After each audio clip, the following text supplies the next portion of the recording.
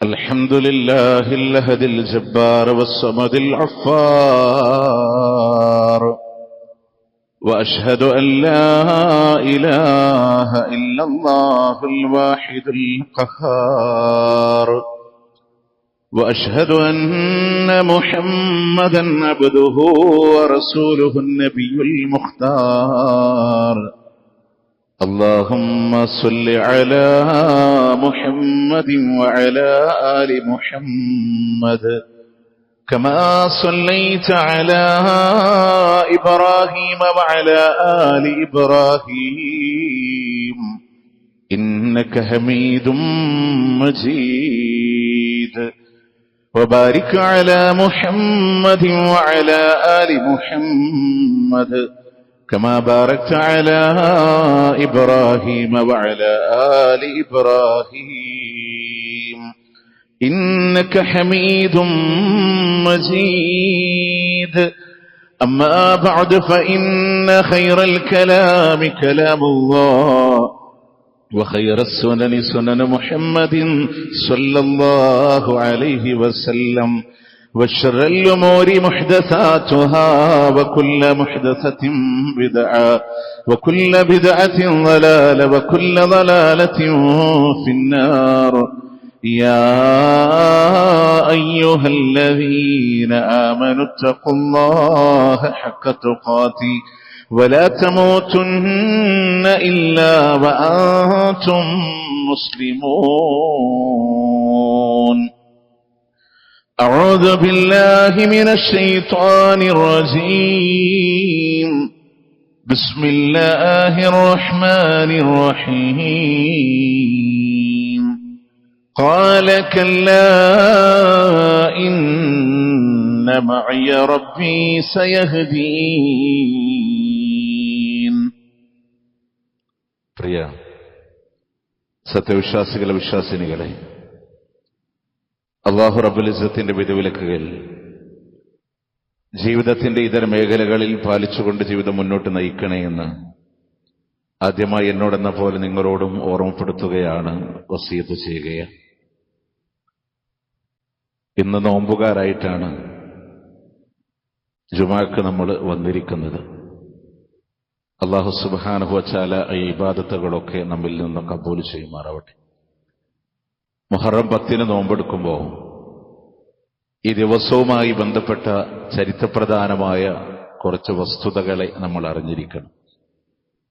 ഇസ്ലാമിക ചരിത്രത്തിൽ വളരെ സന്തോഷമുള്ളതും നബി സല്ലല്ലാഹു അലൈഹി വസല്ലമയുടെ കാലശേഷം പിന്നീട് ദുഃഖമുള്ളതുമായ 2 ചരിത്ര സംഭവങ്ങൾക്ക് സാക്ഷ്യം വഹിച്ചൊരു ദിവസം കൂടെയാണ് മുഹറം 10 എന്നുള്ളത്.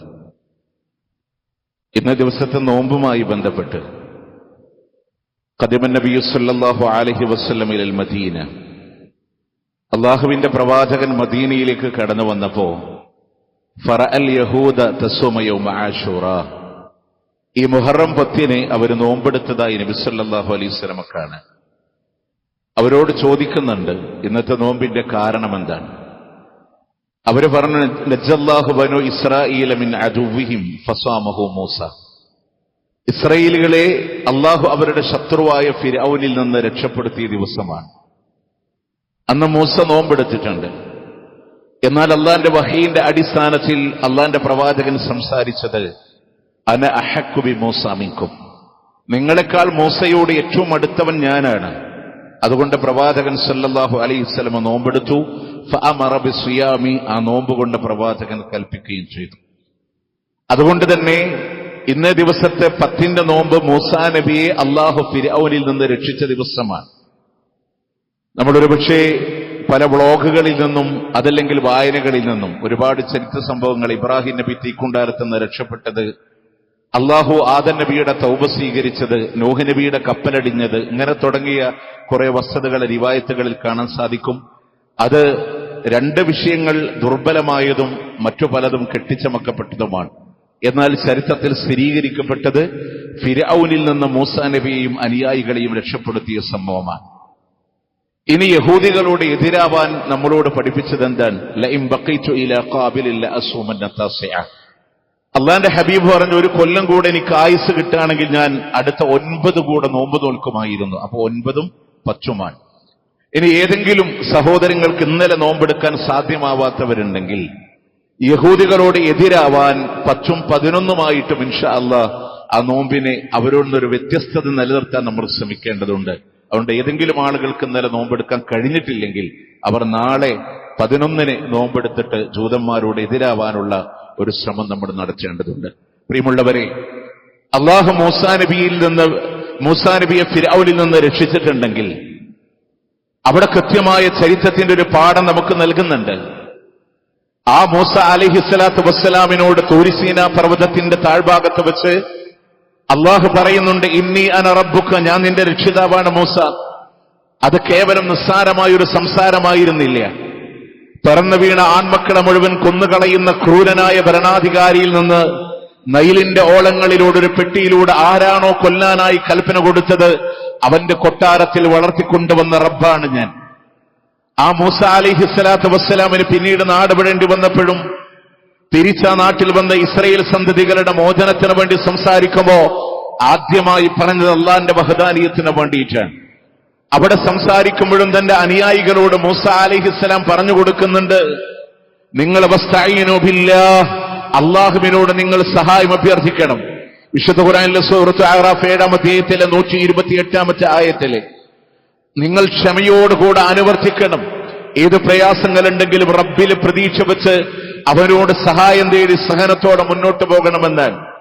പ്രിയമുള്ളവരെ, അന്ന് രാത്രികാലങ്ങളിലൂടെ തന്റെ അനുയായികളുമായി രക്ഷപ്പെടുന്ന മൂസ അലൈഹിസ്സലാം അവിടെ നേരം പുലരുമ്പ് കാണുന്ന കാഴ്ച മുന്നിലൂടെ കടലാണ്, പിന്നിൽ ഫിർഔനിന്റെ പട്ടാളങ്ങളാൽ. രക്ഷപ്പെടാൻ ഒരു വഴിയുമില്ല. ആ 2 സംഘങ്ങളെയും കണ്ടുമുട്ടുമ്പോ തന്റെ കൂടെയുള്ള ആളുകൾ പറയാണ്, ഇന്നാല മുദറഖൂൻ, നമ്മൾ പിടിക്കപ്പെട്ടവർ തന്നെയാണ്. അവിടെയാണ് അള്ളാഹുവിലുള്ള കൃത്യമായൊരു ബോധ്യം മഹാനായ മൂസ അലൈഹിസ്സലാം നൽകുന്നുണ്ട്. പാഠം അവിടെയാ കടന്നു വരേണ്ടത്. കല്ല ഇന്ന മഅയ റബ്ബി സയഹ്ദീൻ, എന്റെ കൂടെ എന്റെ റബ്ബുണ്ട്. സൂറത്ത് ശുഅറാ 62-ാമത്തെ ആയത്താണ്, എന്റെ കൂടെ എന്റെ അള്ളയുണ്ട്. നമ്മൾ കഴിഞ്ഞ ഖുത്ബയിലൂടെ ഹിസ്റയുമായി ബന്ധപ്പെട്ട് പറയുമ്പോ ആ ഗുഹാമുഖത്തിന്റെ മുന്നിൽ വന്ന ശത്രുക്കൾ അവരുടെ കാൽപാദത്തിന് താഴേക്ക് നോക്കിയാൽ നമ്മളെ കാണില്ല റസൂൽ എന്ന് പറയുമ്പോ നമ്മുടെ 2 ലാട്ടോ സിദ്ദീഖ്, മൂന്നാമനായിട്ട് പടച്ചോനുണ്ട്. ആ പടച്ചോനിലുള്ള തവക്കുലാണ് മൂസ അലൈഹിസ്സലാം. കിലോമീറ്ററുകൾ ഉയരങ്ങളിലൂടെ പറന്നു പോകുന്ന പക്ഷികൾ പോലും ചിറക് കരിഞ്ഞ് വീടുമാറി ചൂടുള്ള നമ്രൂദിന്റെ തീക്കുണ്ടാരത്തിൽ ഖലീലുല്ലാഹി ഇബ്രാഹിം നബി എറിയപ്പെടുമ്പോ ഹസ്ബിയല്ലാഹ് വനിഅമൽ വക്കീൽ, എനിക്കെന്റെ പടച്ചോനുണ്ട്. പ്രിയമുള്ളവരെ, ചെങ്കടലിനെ പിളർത്തി അതിലൂടെ മൂസാ നബിയെ രക്ഷിച്ചവൻ അള്ളയാണ്. സ്വാഭാവികമായും ചില ആളുകളൊക്കെ പറഞ്ഞത് വേലിയേറ്റമാണ്, വേലിയിറക്കമാണ്. ഒന്നുമില്ല. കാരണം കടലിലെ വെള്ളം മാറുമ്പോ അതിന്റെ ചെളിയുടെ ചതുപ്പുകൾ കാലുകളെ താഴ്ന്നു പോകുമെങ്കിൽ അള്ളാന്റെ ഖുർആൻ പറഞ്ഞു യബസ, അതിനെ ഫുട്പാത്താക്കി അതിനെ ഉണക്കിക്കളഞ്ഞവനും അല്ലാഹു സുബ്ഹാനഹു വ തആലയാണ്. അതുകൊണ്ട് ഏത് പ്രതിസന്ധി ഘട്ടങ്ങളിലും ഈ മുഹറം 10 കടന്നു പോകുമ്പോ ഒരുപക്ഷെ വർഗീയവാദികളുടെ ഫാഷിസത്തിന്റെ ഏത് അജണ്ടകൾ നടപ്പാക്കപ്പെടുമോ എന്ന് ഭയപ്പെടുന്ന സന്ദർഭത്തിൽ പോലും നമ്മൾ മനസ്സിലാക്കേണ്ടത് അവരെക്കാളും മുകളിലുള്ള റബ്ബ് ഹയ്യാണ്, ആ റബ്ബ് ഖയ്യൂമാണ്. അതുകൊണ്ട് ആ റബ്ബിലുള്ള തവക്കുലാണ് ഈ മുഹറം 10 അതിന്റെ ചരിത്രങ്ങളിലൂടെ നമ്മളിലൂടെ കടന്നു വരേണ്ടത്. ഇനി പ്രിയമുള്ളവരെ, ഏറ്റവും വേദനയുടെ ഒരു ചരിത്രമുണ്ട് എന്ന് പറയാനുള്ള കാരണം മഹാനായ ശൈഖുൽ ഇസ്ലാം ഇബ്നു തൈമിയ്യ റഹിമഹുല്ലാഹ് അവിടെന്ന് പറയുന്നുണ്ട്, വൽ ഹുസൈൻ അക്രമഹുല്ലാഹു ബിശ്ശഹാദ ഫി ഹാദൽ യൗം, ഈ ദിവസത്തിൽ ഷഹാദത്ത് കൊണ്ട് അല്ലാഹു ഹുസൈൻ റളിയല്ലാഹു അൻഹുവിനെ അനുഗ്രഹിച്ച ദിവസമാണ് മുഹറം 10 എന്നുള്ളത്. വഅഹാന ബിദാലിക മൻ ഖതല, അദ്ദേഹത്തെ കൊന്നവരെ അല്ലാഹു നിന്ദിച്ച ദിവസവും മുഹറം 10 എന്ന്. അഥവാ ഹിജ്റ 61 മുഹറം 10 ഇതുപോലത്തെ ഒരു വെള്ളിയാഴ്ചയാണ് മഹാനായ പ്രവാചകൻ സല്ലല്ലാഹു അലൈഹി വസല്ലമയുടെ പേരക്കുട്ടി ഹുസൈൻ റളിയല്ലാഹു അൻഹു കർബലയുടെ മണ്ണിലൂടെ രക്തസാക്ഷിയാവുന്നത്. അവിടുന്ന് കൃത്യം 6 വർഷങ്ങൾ കടന്ന് ഹിജ്റ 67 മുഹറം 10 ഞായറാഴ്ച ദിവസമാണ് അദ്ദേഹത്തെ കൊന്ന അതിന്റെ കിങ്കരന്മാരായ ആളുകളെ സംബന്ധിച്ചിടത്തോളം അവർ ആ നാട്ടിലുണ്ടായ അവിടുന്ന് ജയ്ഷൽ തൗബ എന്ന് പറയുന്ന ഒരു ആഭ്യന്തര കലാപത്തിന്റെ ഒരു സംഘവുമായി കൊല ചെയ്യപ്പെടുന്നതും അവിടുന്ന് ഹിജറ 67 മുഹറം 10 അതുകൊണ്ടാണ് ഈ ദിവസത്തിന് ചരിത്രത്തിന്റെ ഒരു ഭാഗമായി പറയുന്നത്. ഇവിടെ നമ്മൾ മനസ്സിലാക്കേണ്ടത് ഷിയായിസങ്ങളുടെ ഒരുപാട് കഥകൾ കേട്ടു വളർന്നവരാണ് നമ്മളൊക്കെ. നാട്ടുമ്പുറങ്ങളിലെ കഥാപ്രഭാഷണങ്ങളിലൂടെ കടന്നു വന്ന കഥകളിൽ ഷിയിസം വല്ലാതെ അടിച്ചു കയറിയിട്ടുണ്ട്. അതുകൊണ്ട് അതിന്റെ നെല്ലും പതിരും വേർതിരിക്കാൻ പ്രവാചകൻ സല്ലല്ലാഹു അലൈഹി വസല്ലമയുടെ പ്രിയപ്പെട്ട സഹാബി മുആവിയ റളിയല്ലാഹു അൻഹു വളരെ മോശക്കാരനായി ചിത്രീകരിക്കുന്ന സന്ദർഭങ്ങൾ നമുക്കിടയിലൂടെ കാണാൻ സാധിക്കും. ഒന്ന് മനസ്സിലാക്കേണ്ടത്, അദ്ദേഹം ഖാലുൽ മുഅ്മിനീൻ, സത്യവിശ്വാസികളുടെ അമ്മാവനെന്ന് അഭിസംബോധനം ചെയ്തത് അള്ളാന്റെ പ്രവാചകൻ സല്ലല്ലാഹു അലൈഹി വസല്ലമയാണ്. തന്റെ വഹി എഴുത്തുകാരിൽ അദ്ദേഹത്തിന് സ്ഥാനം കൊടുത്തത് മഹാനായ പ്രവാചകൻ സല്ലല്ലാഹു അലൈഹി വസല്ലമയാണ്. അവിടുത്തെ ഖുതുബയിൽ അള്ളാന്റെ റസൂൽ മുആവിയ റളിയല്ലാഹു അൻഹുവിനെ സംബന്ധിച്ച് പറഞ്ഞത് ഹാദിയം മഹ്ദിയ, അദ്ദേഹം സന്മാർഗം പ്രാപിച്ച ആളാണ്, മറ്റുള്ളവർക്ക് സന്മാർഗത്തിലേക്ക് നയിക്കുന്ന വ്യക്തിത്വമാണ് എന്ന് പറഞ്ഞത് അള്ളാന്റെ ഹബീബ് സല്ലല്ലാഹു അലൈഹി വസല്ലമയാണ്. പ്രവാചകന്റെ സ്വഹാബത്തിനെ മോശമായി സംസാരിക്കുന്നത് ശരിയല്ല എന്നുള്ളതാണ്. അതുപോലെ തന്നെ യസീദ് ഇബ്നു മുആവിയ അദ്ദേഹത്തിന്റെ മകനാണ് ഹുസൈൻ റളിയല്ലാഹു അൻഹുവിനെ കൊന്നത് എന്നുള്ള ഒരു തെറ്റിദ്ധാരണ സമൂഹത്തിലൂടെ പരക്കുന്നുണ്ട്. സത്യത്തിൽ അദ്ദേഹത്തിന്റെ ഭരണകാലഘട്ടത്തിലാണെങ്കിൽ പോലും അദ്ദേഹം അത് അറിഞ്ഞിട്ടില്ല എന്നൊരു സത്യം കൂടെ അതിന്റെ പിന്നിലുണ്ട്. അതുകൂടെ നമ്മൾ ചില വസ്തുതകൾ മനസ്സിലാക്കേണ്ടതുണ്ട്. നോക്ക്, താരിഖ് ത്വബരിയിൽ നിന്ന് സീറത്ത് അഅ്ലാമിൻ നുബല എന്ന് പറയുന്ന 2 കിതാബുകൾ ബേസ് ചെയ്തിട്ടാണ് ഇൻഷാ അല്ലാഹ് ഈ വിഷയം നിങ്ങളുടെ ശ്രദ്ധയിലേക്ക് തരുന്നത്. പ്രിയമുള്ളവരെ, അള്ളാഹുവിന്റെ പ്രവാചകൻ സല്ലല്ലാഹു അലൈഹി വസല്ലമ ഉമ്മു സലമ റളിയല്ലാഹു അൻഹയിൽ നിന്ന്, അതുപോലെ മറ്റൊരു റിവായത്തിൽ ആയിഷത്തു സിദ്ദീഖ റളിയല്ലാഹു അൻഹയിൽ നിന്നൊക്കെ വരുന്ന ഹദീസുകളിലൂടെ കാണാം, ഉമ്മു സലമയുടെ വീട്ടിലെ അള്ളാന്റെ ഹബീബുള്ള ദിവസമാണ്. പ്രവാചകനോട് സംസാരിക്കാൻ മഴയുടെ മലക്ക് അനുവാദം ചോദിക്കുന്നുണ്ട്. അള്ളാന്റെ ഹബീബ് സല്ലല്ലാഹു അലൈഹി വസല്ലം അനുവാദം കൊടുക്കാൻ അവിടെ ഒരു റൂമിൽ മറ്റാർക്കും പ്രവേശനമില്ലാതെ അള്ളാന്റെ പ്രവാചകനും മലക്കും തമ്മിൽ സംസാരിച്ചു കൊണ്ടിരിക്കുമ്പോ ഉമ്മു സലമയുടെ കണ്ണ് വെട്ടിച്ച് മുട്ടുകുത്തി നടക്കുന്ന ഇളം പ്രായത്തിലുള്ള മഹാനായ ഹുസൈൻ റളിയല്ലാഹു അൻഹു പ്രവാചകന്റെ മടിത്തട്ടിലേക്ക് എത്തുകയാണ്. ആ പ്രവാചകന്റെ ദേഹത്ത് ഇങ്ങനെ ചാടിമറിയുമ്പോ അള്ളാന്റെ പ്രവാചകനോട് മലക്ക് ചോദിക്കുന്നുണ്ട്, അതുഹിബ്ബു, ഈ കുട്ടി അങ്ങേക്ക് ഇഷ്ടമാണോ റസൂലേ? ഈ കുട്ടി അങ്ങേക്ക് ഇഷ്ടമാണോ റസൂലേ? അള്ളാന്റെ പ്രവാചകൻ പറഞ്ഞു അതെ. എന്നാൽ അവിടുന്ന് കൃത്യമായ അധ്യാപനം കൊടുക്കുന്നു, അമ്മാ ഇന്ന ഉമ്മതക്, തീർച്ചയായും താങ്കളുടെ ഉമ്മത്ത് സതഖ്തുലു, ആ ഉമ്മത്ത് തന്നെ ഈ കുട്ടിയെ കൊന്നുകളയുമെന്ന്. അത് ബുഖാരി ഉദ്ധരിച്ചിട്ടുണ്ട്. ഹാക്കിമിന്റെ മുസ്തദറക്കിൽ ഈ ഹദീസ് കാണാൻ പറ്റും. മറ്റൊരു റിവായത്തിൽ പറഞ്ഞത് ഇന്ന ഇബ്നക ഹാദാ ഹുസൈൻ, തങ്ങളുടെ ഈ മോനുണ്ടല്ലോ ഹുസൈൻ, മഖ്തൂലുൻ, മകനെ കൊല്ലപ്പെടുന്നവൻ തന്നെയാണ്. ഏതൊരു മണ്ണിലാണെന്ന് റസൂലേ അങ്ങേക്ക് കാണണോ എന്ന് പറഞ്ഞുകൊണ്ട് തുർബത്തുൻ ഹംറാ, ഒരു ചുവന്ന മണ്ണെടുത്തുകൊണ്ട് അവിടുന്ന് മലക്ക് പ്രവാചകന് കാണിച്ചു കൊടുക്കുന്നുണ്ട്, നബിയേ ഈ ഒരു മണ്ണ് എവിടെയാണോ ഉള്ളത് ആ മണ്ണിൽ അങ്ങയുടെ പൊന്നുമോൻ ഹുസൈൻ ഷഹീദാകുമെന്നാണ്. ആ കുട്ടി ഷഹീദാകുമെന്നാണ്. പ്രിയമുള്ളവരെ, ആ പ്രവാചകന് കൊടുത്ത വഹിയാണ്. പിന്നീട് 29 വർഷം 6 മാസം ഖുലഫാഉർ റാഷിദുകളുടെ ഭരണം കഴിഞ്ഞ് പ്രവാചകന്റെ പ്രിയപ്പെട്ട പേരക്കുട്ടി ഹസൻ റളിയല്ലാഹു അൻഹു ഭരണം ഏറ്റെടുക്കുകയാണ്. പക്ഷെ 6 മാസമേ അദ്ദേഹം ഭരണം നടത്തിയുള്ളൂ.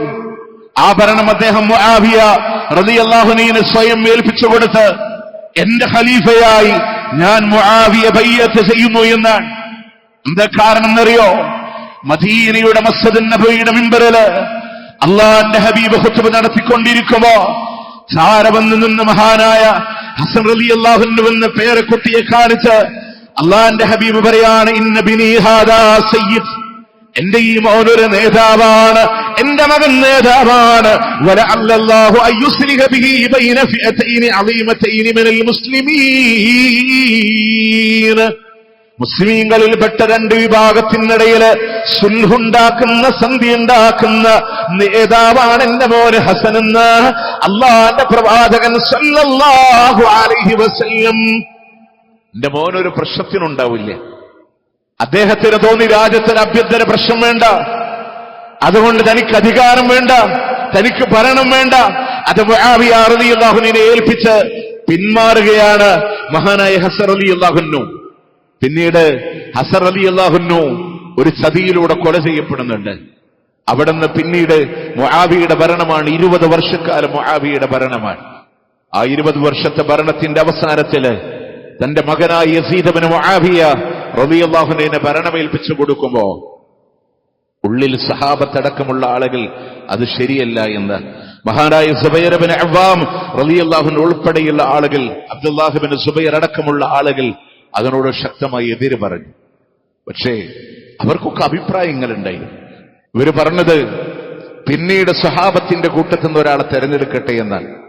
മുആവിയ പറഞ്ഞത് രാജ്യത്തൊരു പ്രശ്നമുണ്ടാകുമ്പോ ഇനി അതിനുവേണ്ടി ഒരു യുദ്ധമുണ്ടാകേണ്ട, നേരത്തെ തന്നെ പ്രഖ്യാപിക്കാമെന്നുള്ളതാണ്. എന്നാൽ എന്റെ പ്രിയമുള്ളവരെ, യസീദ് ഇബ്നു മുആവിയ റളിയല്ലാഹു അൻഹു ഭരണം ഏറ്റെടുക്കുന്നു. എന്നാൽ ഈ തക്കത്തിലെ ഇറാഖിന്റെ കൂഫ ഏത് കാലഘട്ടങ്ങളിലും അവിടെ പ്രശ്നമുള്ള നാടാണ്. അള്ളാന്റെ ഹബീബ് സല്ലല്ലാഹു അലൈഹി വസല്ലം വരെ ഒരിക്കൽ അവിടുന്ന് ദുആ ചെയ്യുന്നുണ്ട്, അല്ലാഹുമ്മ ബാരിക് ലനാ, അല്ലാഹുവേ ഞങ്ങൾക്ക് നീ ബറക്കത്ത് നൽകണേ അല്ലാഹ്. അവിടുന്ന് പ്രവാചകൻ ഓരോ നാടിനു വേണ്ടി ഇങ്ങനെ ദുആ ചെയ്യുമ്പോ വഫീ ശാമിനാ വഫീ യമനിനാ, ഞങ്ങളുടെ യമനിന് ബറക്കത്ത് നൽകണേ അല്ലാഹ്, ഷാമിന് ബറക്കത്ത് നൽകണേ അല്ലാഹ്. ആ സമയത്ത് ചില ആളുകൾ വന്ന് പറയുന്നുണ്ട്, വഫീ നജ്ദിനാ യാ റസൂലല്ലാഹ്, ഞങ്ങളുടെ നജ്ദിന് വേണ്ടി ദുആ ചെയ്യണേ. അള്ളാന്റെ ഹബീബ് പറഞ്ഞു, നജ്ദിന് വേണ്ടി ദുആ ചെയ്യില്ല. ഹുനാക സലാസിൽ വൽ ഫിതൻ, അവിടെയാണ് ഫിത്തനകളുള്ളത്, അവിടെയാണ് പ്രകമ്പനങ്ങളുള്ളത്. ഹുനാക ഖർനു ശൈത്താൻ, അവിടെയാണ് ശൈത്താനിന്റെ കൊമ്പുള്ളത് എന്നാണ്. പല ആളുകളും പറഞ്ഞു അത് ഷെയ്ഖ് ഇബ്നു അബ്ദുൽ വഹാബാണ്, അതാണ് ഷെയ്ത്താന്റെ കൊമ്പ്. അദ്ദേഹത്തിന്റെ ജന്മനാട് നജ്ദാണല്ലോ. പക്ഷെ ആ നജ്ദ് റിയാദിലെ നജ്ദാണ്. ഉയരമുള്ള പ്രദേശത്തിനാണ് നജ്ദ് എന്ന് പറയാം. 12ഓളം നജ്ദ് സൗദിക്കുള്ളിൽ പോലുമുണ്ട്. 12ഓളം നജ്ദുകളുണ്ട്. ഇവിടെ റസൂലുള്ള പറഞ്ഞ നജ്ദ് ഏതാണ്? ബുഖാരിയുടെ ശറഹ് കിർമാനിയിലൂടെ കാണാം. റസൂലുള്ളാഹി വിരൽ ചൂണ്ടിയത് ഇറാഖിന്റെ സിറിയയുടെ ഭാഗത്തേക്കാണ്. അവിടെയാണ് ഖവാരിജിയത്തുണ്ടായത്, അവിടെയാണ് മുഅ്തസിലിയത്തുണ്ടായത്. ലേറ്റസ്റ്റ് ISIS രൂപീകരിച്ചതും അവിടെ തന്നെയാണ്. അതുകൊണ്ട് അവിടെ ഫിത്തനകൾ കെട്ടടങ്ങില്ല എന്നുള്ളതാണ്. ആ ഇറാഖിന്റെ ആളുകൾ, കൂഫക്കാർ, അവിടെ നോക്കി മുആവിയ ഭരണത്തിന്റെ തലസ്ഥാനം അങ്ങോട്ട് മാറ്റിയപ്പോ 500-ലധികം ലെറ്ററുകളാണ് മഹാനായ ഹുസൈൻ റളിയല്ലാഹു അൻഹു അയച്ചു കൊടുത്തതെന്ന് കൂഫയിലേക്ക് വരണം. 1-2 കത്തല്ല. അദ്ദേഹം ആ കത്തിന് ആദ്യം മറുപടികൾ കൊടുത്തില്ല. 500-ലധികം കത്തുകൾ വന്നു. അന്ന് അവർക്ക് മറുപടിയായി, അവരിലേക്കൊരു സഹായിയായി തന്റെ പിതൃ സഹോദരപുത്രൻ അലി റളിയല്ലാഹു അൻഹുവിന്റെ സഹോദരപുത്രനായ മുസ്ലിം ഇബ്നു അഖീലിനെ ഹുസൈൻ റളിയല്ലാഹു അൻഹു അങ്ങോട്ട് പറഞ്ഞു വിടുകയാണ്. അദ്ദേഹം അവിടെ ചെന്നു, കൂഫയിലേക്കെത്തി വിവരങ്ങൾ അറിയിച്ച് കത്തെഴുതാമെന്നാണ്. 12,000-ഓളം വരുന്ന ആളുകളാണ് കൂഫക്കാർ. 12,000-ഓളം വരുന്ന ആളുകള് മുസ്ലിം ഇബ്നു അഖീലിനെ സ്വീകരിക്കുകയാണ്. അവരുടെ സ്വീകരണങ്ങളും കൂടെ നിൽക്കലും ബൈഅത്തുമൊക്കെ കണ്ടപ്പോ അവിടുന്ന് മുസ്ലിം ഇബ്നു അഖീൽ ഹുസൈൻ റളിയല്ലാഹു അൻഹു കത്തെഴുതി, താങ്കൾക്ക് ഇങ്ങോട്ട് വരാം, ഇവിടത്തെ ഭൂമി അങ്ങേക്ക് അനുകൂലമാണ്, അതുകൊണ്ട് അങ്ങ് കൂഫയിലേക്ക് വന്നുകൊള്ളുക എന്ന് ലെറ്റർ എഴുതുന്നുണ്ട്. എന്നാൽ ചതി കാത്തിരിക്കുന്നത് പിന്നീടാണ്. അവിടുന്ന് അവർക്കിടയിൽ വന്ന് ഗവർണറെ, നമ്മളിത് മനസ്സിലാക്കേണ്ട ഒരു വിഷയമുണ്ട്. അവർക്കിടയിലുള്ള ഗവർണർ എന്ന് പറഞ്ഞാൽ മഹാനായ മുആവിയ റളിയല്ലാഹു അൻഹു രാജ്യം ഭരിക്കുമ്പോ കൂഫയിലെ ഗവർണർ എന്ന് പറയുന്നത് ഹുദൈഫ റളിയല്ലാഹു അൻഹു ആയിരുന്നു. അതുപോലെ തന്നെ പ്രവാചകന്റെ നുഅ്മാൻ ഇബ്നു ബഷീർ റളിയല്ലാഹു അൻഹു എന്ന സ്വഹാബത്താണ് ഗവർണർമാരായിട്ടുള്ളത്. എന്നാൽ തന്റെ ഭരണത്തിന് കോട്ടം തട്ടുമോ എന്ന് പേടിച്ചു പോയ യസീദ് ഇബ്നു മുആവിയ ഗവർണർമാരെ മാറ്റുകയും ആ സ്ഥാനത്തേക്ക് വളരെ ക്രൂരനായ സിയാദുല്ലാ എന്ന് പറയുന്ന ഒരു മനുഷ്യനെ അവിടെ ഗവർണറായി നിയമിക്കുന്നുണ്ട്. അയാൾ ക്രൂരനാണ്, ദുഷ്ടനായ ഒരു മനുഷ്യനാണ്. ആ മനുഷ്യൻ രാത്രിയിലൂടെ മുഖം മൂടി ധരിച്ച് അവിടുന്ന് അക്രമം കൊണ്ട് താണ്ഡവമാടിയിട്ടാണ് തന്റെ ഭരണം തുടങ്ങുന്നത് എങ്കിൽ ഗവർണറോട് മുഖാമുഖം സംസാരിക്കാൻ മുസ്ലിം ഇബ്നു അഖീൽ റളിയല്ലാഹു അൻഹു അസറിന് വേണ്ടി പുറപ്പെടാമെന്ന തീരുമാനം കൊടുക്കുകയും 12,000 ആളുകൾ സ്വീകരിച്ചിടത്തു നിന്ന് 5,000-ഓളം ആളുകളാണ് ഗവർണറുടെ അടുക്കലേക്ക് അദ്ദേഹത്തെ അനുഗമിക്കാനുള്ളത്. എന്നാൽ അസറിന്റെ 5000 ആളുകളുണ്ടെങ്കിൽ മഗ്രിബ് ജമാഅത്തിന്റെ നേരത്ത് അത് വെറും 30 ചുരുങ്ങിയിട്ടുണ്ടെങ്കിൽ അവിടെയാണ് കൂഫക്കാരുടെ ചതി വന്നത്. അവിടുന്ന് ഇശാഇന്റെ ജമാഅത്തിന്റെ നേരത്ത് കൂടെ ഒരാൾ പോലുമില്ലാതെ മുസ്ലിം ഇബ്നു അഖീൽ റളിയല്ലാഹു അൻഹു ഒറ്റപ്പെടുമ്പോ, പ്രിയമുള്ളവരെ, അദ്ദേഹത്തിനെ വകവരുത്താനുള്ള ശ്രമം നടത്തുമ്പോ ഓടി രക്ഷപ്പെടാനുള്ള ശ്രമത്തിനിടയിൽ ഒരു വീട്ടിൽ ഒരു സഹോദരി അഭയം കൊടുത്ത് ആ ഉമ്മ അദ്ദേഹത്തിന് കുടിക്കാനുള്ള വെള്ളം കൊടുക്കുമ്പോ രാജ്യത്തിന്റെ ഭരണാധികാരിയിൽ നിന്ന്, ഗവർണറിൽ നിന്ന് ഇനാമ കിട്ടുമെന്ന് പ്രതീക്ഷിച്ച് മുസ്ലിം ഇബ്നു അഖീൽ റളിയല്ലാഹു അൻഹുവിനെ ആ വീട്ടുകാരനായ പുരുഷൻ തന്നെ ഒറ്റിക്കൊടുത്ത് കൂഫയുടെ അങ്ങാടിയിൽ ആളുകൾക്കിടയിൽ ഉയരമുള്ളൊരു പ്രതലത്തിൽ നിന്ന് താഴേക്ക് അദ്ദേഹത്തെ വലിച്ചെറിയുമ്പോ, പ്രിയമുള്ളവരെ, കൊല ചെയ്യാനായി കൊണ്ടുവരുമ്പോ മഹാനായ ഈ സഹാബി അവിടുന്ന് സഅദ് ഇബ്നു അബീ വഖാസ് റളിയല്ലാഹു അൻഹുവിന്റെ മകനായ അംർ റളിയല്ലാഹു അൻഹുവിനോട് പറയുന്നുണ്ട്, അല്പസമയങ്ങൾക്കകം ഈ മുസ്ലിം എന്ന് ഞാൻ കൊല്ലപ്പെട്ടേക്കാം, പക്ഷെ അറിയിക്കണം, എന്റെ ഹുസൈനോട് അറിയിക്കണം, കൂഫക്കാര് ചതിയന്മാരാണ്, ഇങ്ങോട്ട് വരല്ലേ എന്നവരോട് അറിയിക്കണമെന്നുള്ളതാണ്. ആ വിവരം അദ്ദേഹത്തിലേക്ക് കിട്ടുന്നതിന് മുമ്പ് ഇത് നടക്കുന്ന ദിവസം ഏതാണെന്നറിയോ? ദുൽഹിജ്ജയുടെ യൗമുൽ തർവിയ 7 അങ്ങ് മിനായുടെ ടെന്റുകളിലേക്ക് ഹാജിമാര് നീങ്ങാൻ അവരുടെ പാത്രങ്ങളിൽ വെള്ളങ്ങളൊക്കെ ശേഖരിച്ചൊരുങ്ങുന്ന ആ ദിവസമാണ്. വിവരമറിഞ്ഞ മഹാനായ ഹുസൈൻ റളിയല്ലാഹു അൻഹു ആദ്യം പുറപ്പെടാൻ ഒരുങ്ങുന്നത്. മഹാനായ റഈസുൽ മുഫസ്സിരീൻ ഇബ്നു അബ്ബാസ് റളിയല്ലാഹു അൻഹു അടക്കമുള്ള ആളുകള്, അബ്ദുല്ലാഹി അവിടുന്ന് ജാബിർ റളിയല്ലാഹു അൻഹു അടക്കമുള്ള അബ്ദുല്ലാഹി ഇബ്നു ഉമർ റളിയല്ലാഹു അൻഹുമ അടക്കമുള്ള ആളുകൾ, മുഴുവൻ ആളുകളും പറഞ്ഞു, ഹുസൈനെ അങ്ങോട്ട് പോകരുത്, അത് ചതിയന്മാരുടെ നാടാണ്, അങ്ങോട്ട് താങ്കൾ ചലിക്കാൻ പാടില്ല. അബ്ദുല്ലാഹി ഇബ്നു ഉമർ റളിയല്ലാഹു അൻഹുമ അവിടുന്ന് പറയുന്നുണ്ട്, അവിടുന്ന് മജ്മൂഉൽ സവാഇദിലൂടെ കാണാ, യാ ഇബ്നു ബിൻതി റസൂലില്ലാ, അല്ലാഹുവിന്റെ റസൂലിന്റെ മകനെ, അല്ലാഹുവിന്റെ റസൂലിന്റെ മകനെ, ഇന്നഹും ലയൻസുറുക്, ആ കൂഫക്കാർ നിന്നെ സഹായിക്കില്ല കേട്ടോ, അതുകൊണ്ട് അങ്ങോട്ട് പോകല്ലേ എന്ന് ഉമർ റളിയല്ലാഹു അൻഹുവിന്റെ മകൻ അബ്ദുല്ലാഹി ഇബ്നു ഉമർ റളിയല്ലാഹു അൻഹു എത്രത്തോളം പറഞ്ഞു എന്നറിയോ നിങ്ങൾക്ക്? മഹാനായ റഈസുൽ മുഫസ്സിരീൻ ഇബ്നു അബ്ബാസ് റളിയല്ലാഹു അൻഹു പറയുന്നുണ്ട്, താങ്കൾ എന്റെ റസൂലിന്റെ പൗത്രനല്ലായിരുന്നുവെങ്കിൽ, പേരക്കുട്ടിയായില്ല എങ്കിൽ അങ്ങയുടെ തല ഞാൻ പിടിച്ചുവെച്ച് പറഞ്ഞു വിടില്ല എന്ന് മഹാനായ ഇബ്നു അബ്ബാസ് റളിയല്ലാഹു അൻഹു അടക്കമുള്ള ആളുകൾ പറഞ്ഞു. അംറ ബിൻത് അബ്ദുറഹ്മാൻ എന്ന് പറയുന്ന ഒരു സഹോദരി സഹാബ വനിതയാണ്. യാത്രാമധ്യേ ഹദീസുകൾ ഉദ്ധരിച്ച് പറയുന്നുണ്ട്, അങ്ങാ മണ്ണിലെ രക്തസാക്ഷിയാകും. ഹുസൈൻ റളിയല്ലാഹു അൻഹു പറയാണ്, രക്തസാക്ഷിയാവാനാണ് അള്ളാഹുവിന്റെ തീരുമാനമെങ്കിൽ, അള്ളാഹുവിന്റെ വിധിയെങ്കിൽ അതിന് ഞാൻ തയ്യാറാണ് എന്നുള്ളതാണ്. പ്രിയമുള്ളവരെ, ആ മണ്ണിലേക്ക് അദ്ദേഹം പുറപ്പെടുന്നുണ്ട്.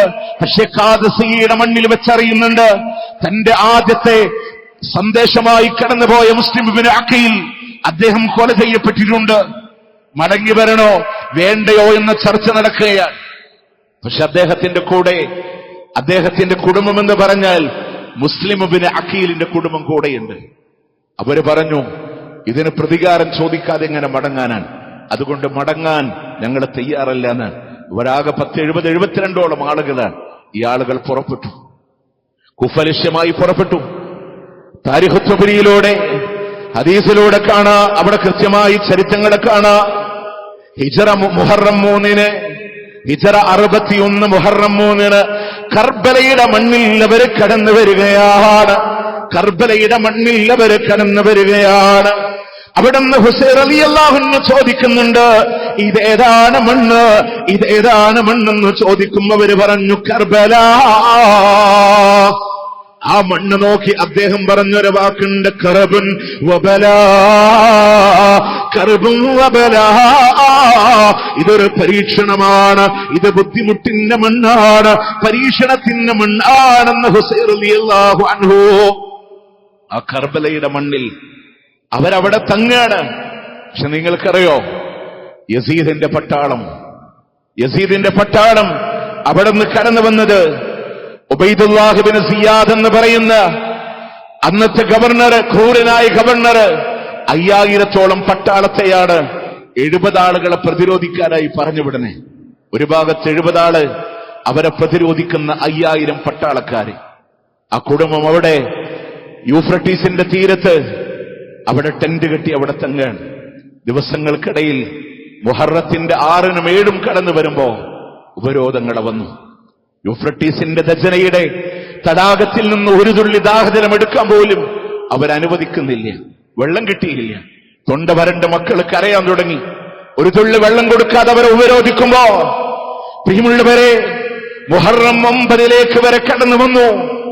അദ്ദേഹം പറയുന്നുണ്ട്, ഒരു ദിവസം കൂടെ എനിക്ക് സാവകാശം നിങ്ങൾ തരണം, ഒരു ദിവസം കൂടെ സാവകാശം തരണം. അന്നിന്റെ ളുഹറും അസറും ജമ്മും കസറുമായി നമസ്കരിക്കുമ്പോ നിങ്ങൾ നോക്ക്, 70ഓളം വരുന്ന പ്രവാചകന്റെ കുടുംബമാണ്. മറുഭാഗത്ത് നിൽക്കുന്നത് 5000ഓളം വരുന്ന പട്ടാളക്കാരാണ്. ഇവർ മുഴുവൻ നിസ്കരിച്ചത് ഒരൊറ്റ ജമാഅത്താണ്. രണ്ടു കൂട്ടരും 2 ജമാഅത്തല്ല, ഒരൊറ്റ ജമാഅത്താണ്. അവർക്ക് ഇമാമ് നിൽക്കുന്നത് മഹാനായ ഹുസൈൻ റളിയല്ലാഹു അൻഹുവാണ്. അദ്ദേഹത്തിനോട് അവർക്ക് എതിരഭിപ്രായമില്ല, അദ്ദേഹത്തിനോട് അവർക്ക് ദേഷ്യമില്ല. ഇമാമായി നിൽക്കുന്ന മഹാനായ ഹുസൈൻ റളിയല്ലാഹു അൻഹു അവരോട് സംസാരിക്കുന്നുണ്ട്. ഞങ്ങൾ ആരാണെന്നറിയോ? ഞങ്ങൾ ആരാണെന്നറിയോ? സയ്യിദ ശബാബി അഹ്ലിൽ ജന്ന, സ്വർഗത്തിന്റെ യുവാക്കളുടെ നേതാക്കളാണ് ഞങ്ങളെന്ന് പറയുന്നത്. ഞങ്ങൾ റസൂലുള്ളാഹിന്റെ പേരക്കുട്ടികളാണ്, ഞങ്ങളുടെ സ്വഹാബത്താണ്, റസൂലുള്ളാഹിന്റെ അനുയായികളാണ്. അതുകൊണ്ട് ഹക്കിന്റെ നിലപാടെന്താണെന്ന് പ്രൗഢമായ ഹുസൈൻ റളിയല്ലാഹു അൻഹുവിന്റെ സംസാരത്തില് 30ഓളം ആളുകൾ പറഞ്ഞു, ഞങ്ങളുടെ ജീവൻ പോയാലും വേണ്ടില്ല, ഞങ്ങൾ ചേർന്ന് നിൽക്കുന്നത് ഹുസൈൻ റളിയല്ലാഹു അൻഹുവിന്റെ കൂടെയാണ്. പ്രിയമുള്ളവരെ, ഭക്ഷണമില്ല, ദാഹിച്ച തൊണ്ടകളാണ്. തൊട്ടപ്പുറത്തൊഴുകുന്ന നദിക്ക് മേലെ 5000 പട്ടാളക്കാരെ കാവൽ നിന്ന് ദജനയുടെ വെള്ളം പോലും നിങ്ങൾക്കില്ല എന്ന് ഉപരോധങ്ങൾ ഏർപ്പെടുത്തപ്പെടുന്ന ആ സാഹചര്യങ്ങളില് കൂടെയുണ്ടായിരുന്ന അവിടുന്ന് അലിയുൽ ഹുസൈൻ എന്ന് പറയുന്ന പിന്നെ നമ്മുടെ ചരിത്രങ്ങളിലൂടെ വിളിക്കപ്പെടുന്ന സൈനുൽ ആബിദീൻ എന്ന് വിളിക്കപ്പെടുന്ന അലി റളിയല്ലാഹു അൻഹുവിന്റെ മകൻ, അദ്ദേഹം രോഗിയായി കിടപ്പിലാൻ. ആ കുട്ടിക്ക് പോലും കൊടുക്കാൻ ഒരു തുള്ളി വെള്ളമില്ലാതെ ഉപരോധിക്കപ്പെടുന്ന സാഹചര്യങ്ങളില് അവസാനം ഉപാധികളിലേക്ക് വന്നു.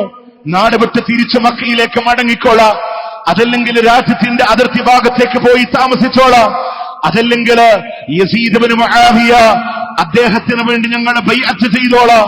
ഇതുവരെ പറയുമ്പോ അത് അംഗീകരിക്കാൻ ആ ഭരണാധികാരി തയ്യാറായി. എന്തിനേറെ ക്രൂരനായ ഈ ഗവർണറായ അദ്ദേഹം പോലും, ഉബൈദുല്ലാഹ് ഇബ്നു സിയാദ് എന്ന് പറയുന്ന ക്രൂരനായ ഗവർണർ പോലും ഈ 3 ഉപാധികളിൽ ഒന്ന് താങ്കൾ പാലിച്ചാൽ യുദ്ധമില്ലാത്തതിന് സമാപനം കുറിക്കാമെന്ന് പറഞ്ഞു.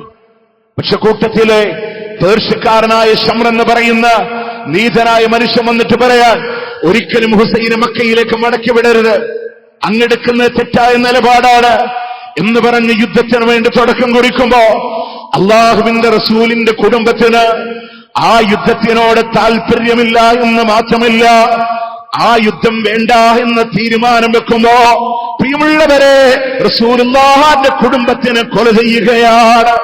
റസൂലുള്ളാഹിന്റെ പ്രിയപ്പെട്ട പേരക്കുട്ടി ഹസൻ റളിയല്ലാഹു അൻഹുവിന്റെ മകനില്ലയോ അലിയുൽ അക്ബർ എന്ന് പറയുന്ന അലിയുൽ അക്ബറുണ്ട്, അലിയുൽ സ്വൈറുണ്ട്. അലിയുൽ അക്ബറിനെ കൊല ചെയ്യുകയാണ്.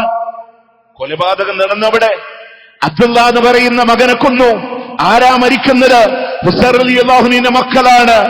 വാപ്പ നിർബന്ധിതമായി വാളെടുത്തിറങ്ങി വരുന്ന രംഗമാണെങ്കിൽ പോരാട്ടങ്ങൾ നടക്കുമ്പോ ആ കുടുംബത്തിന്റെ മുഴുവൻ ആളുകളെയും കൊന്നുകളയുന്ന സാഹചര്യങ്ങളില് 2 ആളുകൾ മാത്രമാണ് ഇനി ബാക്കിയുള്ളത്.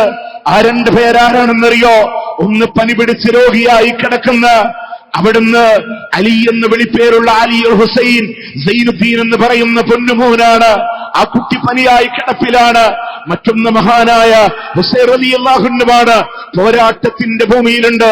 പക്ഷെ 5000-ൽ ഒരാൾക്ക് പോലും ഹുസൈൻ റളിയല്ലാഹു അൻഹുവിന്റെ കഴുത്തിന് നേരെ വാളോങ്ങാനുള്ള കരുത്തില്ലെങ്കിൽ അതിന്റെ ഇടയിൽ നിന്ന് പേർഷ്യക്കാരനായ ശംർ എന്ന് പറയുന്ന നീതനായ മനുഷ്യൻ നിന്ന് ഹുസൈൻ റളിയല്ലാഹു അൻഹുവിന്റെ തലയെറുക്കുമ്പോ 30-ലധികം കുത്തുകളാണ് വാളുകൊണ്ട് ആ ശരീരത്തിലൂടെ ഏൽപ്പിക്കുന്നത് എങ്കിൽ ജീവൻ പോയി താഴെ വീണ് അവിടുന്ന് മഹാനായ ഹുസൈൻ റളിയല്ലാഹു അൻഹുവിനെ ആരാണ് പ്രിയമുള്ളവരെ, ആരാണ് പ്രിയമുള്ളവരെ? മഹാനായ ഹുസൈൻ റളിയല്ലാഹു അൻഹു അവിടുന്ന് താഴെ വീഴുകയാണ്. അല്ലാഹുവിന്റെ ഹബീബിന്റെ സുഗന്ധമാണ്. ഇബ്നാഹുമാ, എന്റെ ഈ മക്കളില്ലഹുമാ റൈഹാനതാനി മിന ദുനിയ, എന്റെ ദുനിയാവിലെ പരിമളങ്ങളാണ്, എന്റെ പരിമളങ്ങളുടെ സുഗന്ധമാണ്. ആ പൊന്നുമോനാണ് താഴെ വീഴുന്നത് എങ്കിൽ അവിടുന്ന് വിട്ടില്ല. സിനാൻ ഇബ്നു അനസ് എന്ന് പറയുന്ന നീചനായ മനുഷ്യൻ വന്ന് ഉടലിൽ നിന്ന് തലയിങ്ങനെ അറുച്ചു മാറ്റിയിട്ട് അതിനൊരു തലികയിൽ വെച്ചിട്ട് അങ്ങ് ഭരണാധികാരിയായ ഗവർണറുടെ മുമ്പിലേക്ക് അവിടുന്ന് ഉബൈദുല്ലാഹിയുടെ മുന്നിലേക്ക് ആ ശിരസ് കൊണ്ടുപോയി വെക്കുമ്പോ പ്രിയമുള്ളവരെ, നിങ്ങൾ അറിയേണ്ടത് ആ പൊന്നുമോന്റെ തലയാണ് വികൃതമായ രൂപത്തിലൂടെ കയ്യിലുള്ള വടികൊണ്ട് ഉബൈദുല്ലാഹ് ഇബ്നു സിയാദ് എന്ന് പറയുന്ന ആ മനുഷ്യന് അതിന്റെ കണ്ണുകളിലേക്ക് കുത്തുന്നുണ്ട്, കവിളിലേക്ക് അടിക്കുന്നുണ്ട്, തലയിലേക്ക് അടിക്കുന്നുണ്ട്, ചുണ്ടിലേക്ക് അടിക്കുന്നുണ്ട്. പല്ല് നോക്കിയിട്ട് എത്ര സുന്ദരമായ ദന്തനിരകളാണെന്ന് പറഞ്ഞ് ആ പല്ലിലേക്ക് കുത്തുമ്പോ മഹാനായ അനസ് ഇബ്നു മാലിക് റളിയല്ലാഹു അൻഹു ചാടി എഴുന്നേറ്റ് പറയുന്നുണ്ട്, അള്ളാന്റെ ശത്രു നീ എവിടെയാണ് അടിക്കുന്നതെന്ന് നീ മറന്നുപോയോ? അള്ളാന്റെ റസൂല് സ്നേഹം കൊണ്ട് ചുടുചുംബനങ്ങളെ കൊടുത്തുപോയ ചുണ്ടുകളാണത്. അവിടെയാണ് നീ മർദ്ദിച്ചിട്ടുള്ളത് എന്നുള്ളതാണ്. അള്ളാന്റെ റസൂലിന്റെ റൈഹാനാണ്, റസൂലിന്റെ പരിമളങ്ങളാണ് നീ അനുഭവിക്കും. അള്ളാന്റെ ശത്രു എന്ന് പറഞ്ഞ് അനസ് ഇബ്നു മാലിക് റളിയല്ലാഹു അൻഹു കടന്നു പോകുന്നുണ്ട്. പ്രിയമുള്ളവരെ, വാരിയെടുത്ത് കവിടത്തെ കളിപ്പിച്ചുകൊണ്ട് കവിടത്തിലൂടെ ലോകത്തിന്റെ പ്രവാചകന് ചുംബനങ്ങളെ കൊടുത്ത ചുണ്ടുകളാണത്. ആനയായി പ്രവാചകൻ കളിച്ചു കൊടുത്ത മടിത്തട്ടുകളാണത്.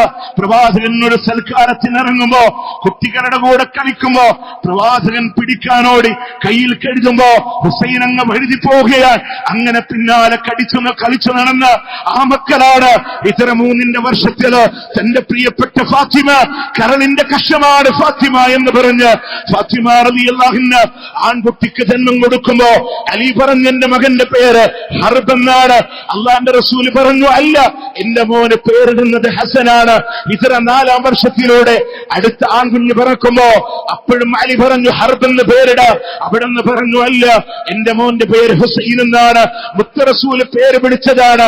അള്ളാന്റെ ഹബീബ് അക്കിക്കാരത്തതാണ്. അള്ളാന്റെ ഹബീബ് വാരിപ്പെടുന്നതാണ്. അങ്ങ് ഖുത്ബ നടത്തുമ്പോ ചാര വന്ന് നിൽക്കുന്നു. ജിബ്രീൽ വഹി കൊടുക്കുമ്പോ പ്രവാചകന്റെ മടിത്തട്ടിലുണ്ടായിരുന്നു ഹുസൈൻ റളിയല്ലാഹു അൻഹു. ആ പ്രവാചകന്റെ തർബിയത്തിലൂടെ വളർന്നുവന്ന് ചോര പൈതലിനെയാണ് നീചമായ രീതിയിലൂടെ കൊല ചെയ്തത്. പിന്നീടെന്നുണ്ടെങ്കിൽ അള്ളാഹുവിന്റെ ശത്രു നീ അനുഭവിക്കുമെന്ന് പറഞ്ഞിട്ടുണ്ടെങ്കിൽ അതാണ് കർബും വബല, പരീക്ഷണത്തിന്റെ പ്രയാസത്തിന്റെ ഭൂമിയായി മാറിയിട്ടുള്ളത് എന്നുള്ളതാണ്. പ്രിയമുള്ളവരെ, ഇതിലൊരു കാര്യം നമ്മൾ മനസ്സിലാക്കേണ്ടത്, യസീദ് എന്ന് പറയുന്ന ഭരണാധികാരി ഇതൊന്നും അറിയണില്ല. മുആവിയ റളിയല്ലാഹു അൻഹു മകൻ ഇത് അറിയുന്നില്ല. ഉബൈദുല്ലാഹ്ക്കെതിരെ ശക്തമായി തിരിയുകയാണ് ചെയ്തത്. മാത്രമല്ല, ആ ജനാസ ഇങ്ങോട്ട് മദീനയിലേക്ക് അദ്ദേഹം അയച്ചെന്നാണ് ഷെയ്ഖുൽ ഇസ്ലാം ഇബ്നു തൈമിയ്യ റഹിമഹുല്ലാഹ് പറഞ്ഞത്. അത് മറവ് ചെയ്യപ്പെട്ടത് മദീനയിലാണെന്നാണ്.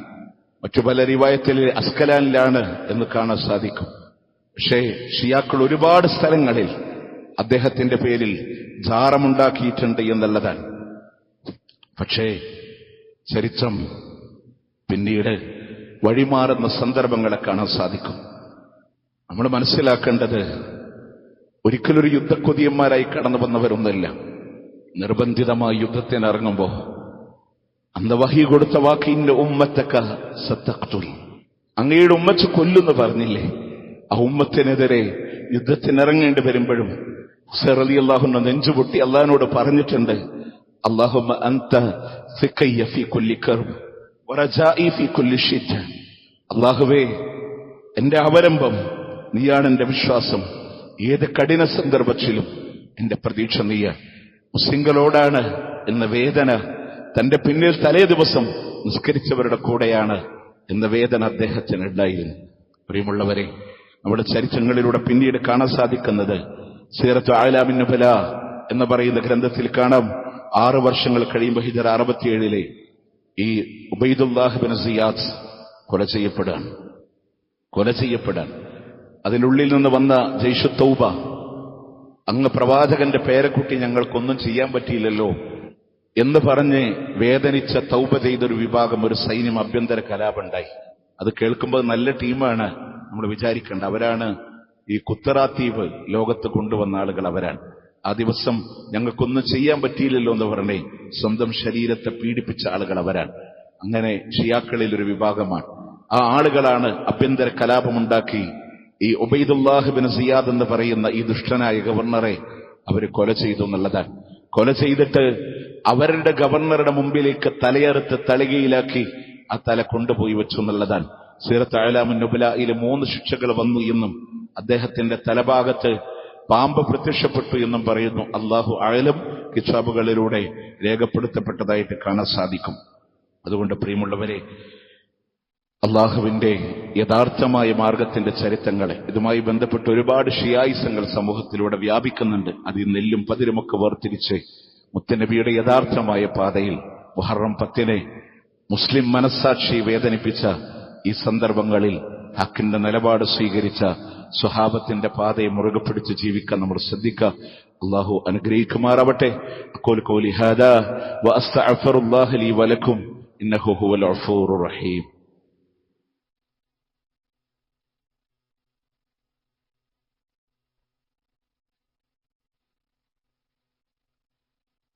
الحمدلله رب العالمين والعاقبة للمتقين ولا عدوان إلا على الظالمين. أصلي وأسلم على رسوله النبي الكريم وعلى آله وصحبه أجمعين. أما بعد اتقوا الله يا عباد الله. അള്ളാഹുവിനെ സൂക്ഷിച്ചുകൊണ്ട് ജീവിക്കണമേ എന്ന് ഒരിക്കൽ കൂടി ഓർമ്മപ്പെടുത്തുകയാണ്, വസിയത്ത് ചെയ്യുകയാണ്. പ്രിയമുള്ളവരെ, നബി കുടുംബത്തിൽ നിന്ന് പാഠം ഉൾക്കൊള്ളാൻ മഹാനായ ഹുസൈൻ റളിയല്ലാഹു അൻഹു എന്നൊക്കെ പറഞ്ഞാൽ അങ്ങേയറ്റത്തെ ആബിദായ ഒരു മനുഷ്യനാണ്. അള്ളാഹ്ക്ക് വേണ്ടി സദാ ആരാധന ചെയ്യുന്നൊരു വ്യക്തിത്വമാണ്. 25ഓളം ഹജ്ജുകളാണ് അദ്ദേഹത്തിന്റെ ജീവിതത്തിൽ അദ്ദേഹം നിർവഹിച്ചിട്ടുള്ളത്.